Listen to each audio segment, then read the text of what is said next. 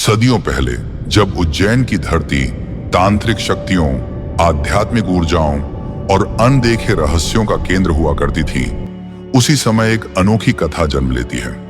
एक ऐसी कथा जो काल भैरव की अलौकिक शक्ति, प्राचीन राजाओं की भक्ति और देवताओं के जन्म रहस्य को अपने भीतर समेटे हुए है। सन 1660 से लेकर 1894 के बीच मराठा साम्राज्य के पराक्रमी सेनापति महादजी शिंदे एक भयानक युद्ध में घिर गए। उनके योद्धा एक एक कर रणभूमि में गिरते चले गए। हवा में डर, धूल और रक्त की गंध थी। महादजी समझ चुके थे कि यह युद्ध साधारण नहीं है, कोई शक्ति उनके विरुद्ध खड़ी है। निराश होकर वे पास के प्रसिद्ध काल भैरव मंदिर की ओर चल पड़े। रात घिर चुकी थी। मंदिर के गर्भगृह में जैसे ही वे प्रवेश करते हैं, भैरव बाबा की मूर्ति उनकी ओर अजीब चमकती आंखों से देखती हुई प्रतीत होती है। महादजी थक कर त्रिशूल के सामने घुटनों पर गिर पड़े। उन्होंने अपनी पगड़ी उतारी, वही पगड़ी जो मराठा कुल में सम्मान और शौर्य का प्रतीक होती है, और उसे बाबा भैरव के चरणों में अर्पित कर दिया। अगली सुबह युद्ध का दृश्य ही बदल चुका था। मानो किसी अदृश्य बल ने महादजी के सैनिकों में नई ऊर्जा भर दी हो। वे वही योद्धा थे, वही रणभूमि थी, लेकिन मनोबल किसी दिव्य शक्ति से प्रज्वलित हो चुका था। अंततः महादजी ने असंभव सा युद्ध जीत लिया। जब वे दोबारा मंदिर लौटे तो चकित रह गए। उनकी पगड़ी अब बाबा भैरव के सिर पर सजी थी, जैसे वह स्वयं किसी आकाशीय पुजारी ने पहनाई हो। लेकिन वहां एक रहस्य और भी था। बाबा का त्रिशूल कहीं गायब हो चुका था। महादजी के बाद कहा जाने लगा कि जिसने एक बार अपने हृदय की गहराइयों से भैरव बाबा को पुकारा, वह फिर कभी किसी युद्ध में हार का स्वाद नहीं चखता। परंतु यह तो बस प्रारंभ था। रहस्यमयी मदिरा का रहस्य।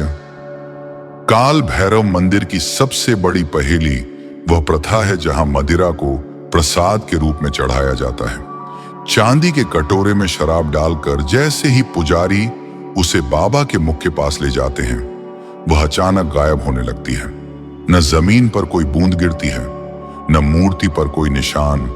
मानो वह द्रव्य किसी अदृश्य सुरंग, किसी अन्य लोक, किसी रहस्यमय आयाम में समा गया हो। वैज्ञानिकों ने इसे समझने की कोशिश की।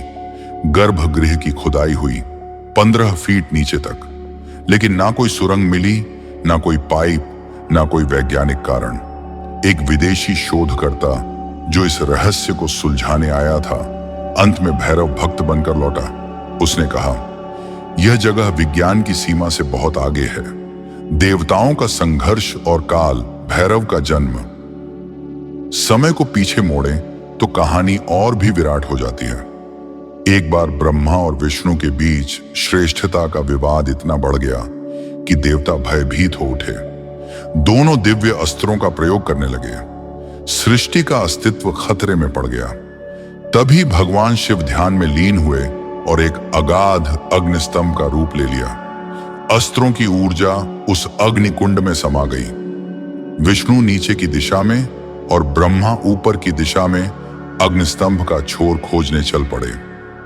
विष्णु सत्य के मार्ग पर टिके रहे और असफल होने पर लौट आए।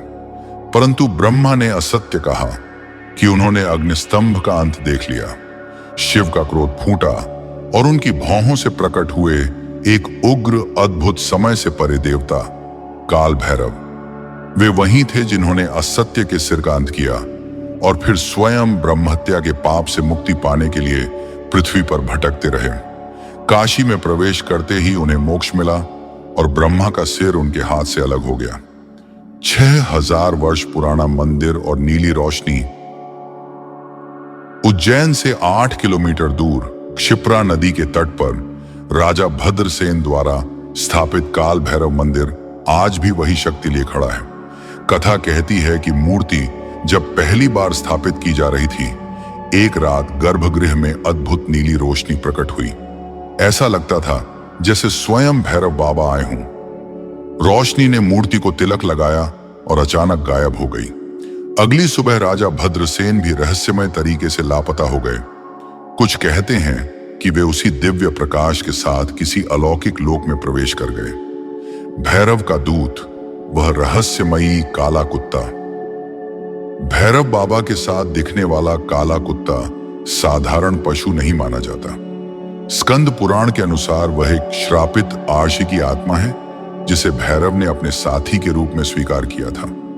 राक्षसों से लड़ते समय इस कुत्ते की गर्जना ही शत्रुओं को भयभीत कर देती थी। आज भी मंदिर के कुत्ते को भोजन करवाना अत्यंत शुभ माना जाता है। कहते हैं कि रात में इनकी आंखों में वही चमक दिखाई देती है जो उस प्राचीन कुत्ते में थी। चमत्कार जो आज भी उज्जैन में गूंजते हैं। एक बार गोविंद दास नामक व्यक्ति ऐसी बीमारी से ग्रस्त हो गया जिसे कोई वैद्य ठीक न कर सका। उसकी पत्नी ने 7 दिन तक बाबा भैरव के सामने दीप जलाया और मन्नत मांगी। 7वें दिन चमत्कार हुआ। गोविंद दास मृत्यु के कगार से वापस लौटा। आज भी उनका परिवार हर भैरव अष्टमी पर विशेष पूजा करता है। अघोरी, तांत्रिक और साधक कहते हैं कि मंदिर के आसपास बैठकर साधना करने पर उन्हें एक अलग ही ऊर्जा का अनुभव होता है। कई तो दावा करते हैं कि उन्होंने भैरव बाबा को तेजस्वी रूप में देखा है। पूजा की अनोखी विधि और पीपल का पेड़। मंदिर में पूजा बिना मदिरा के पूरी नहीं मानी जाती। केवल विशेष प्रशिक्षित पुजारी ही मदिरा चढ़ा सकते हैं। भक्त पीपल के पेड़ पर धागा बांधकर मनोकामना मांगते हैं और पूरी होने पर धागा वापस खोलना अनिवार्य होता है। मंदिर की सुबह शाम की आरती अद्भुत मानी जाती है। ओम भम भैरवाय नमः का मंत्र वातावरण को कंपन से भर देता है। काल भैरव मंदिर, जहां आस्था और रहस्य एक साथ सांस लेते हैं। यह मंदिर केवल पूजा का स्थान नहीं बल्कि शक्तियों का केंद्र है। भक्त कहते हैं, भैरव बाबा जिसकी रक्षा कर दें उसका कोई कुछ नहीं बिगाड़ सकता।